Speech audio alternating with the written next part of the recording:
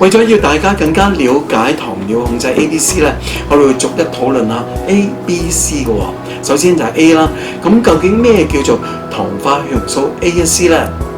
其實 A1C 咧係指人身體裏面咧血液之中咧嘅紅血球含有血色素嘅。咁呢啲嘅血色素咧就喺我哋血管裏面啦。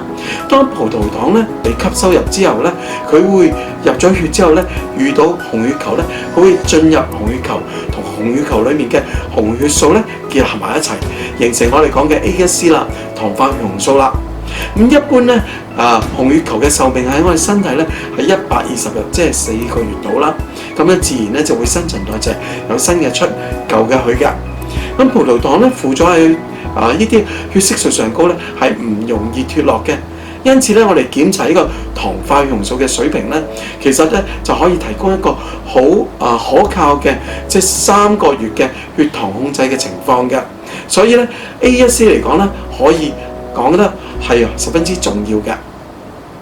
血管裏面咧一個個嘅水泡餅咧就係紅血球啦。講你知啦，紅血球裏面咧就裝住血紅素，用嚟運送氧氣㗎。綠色咧就係血糖啦。當血糖進入咗紅血球，血糖同血紅素結合，變成糖化血紅素 A1C。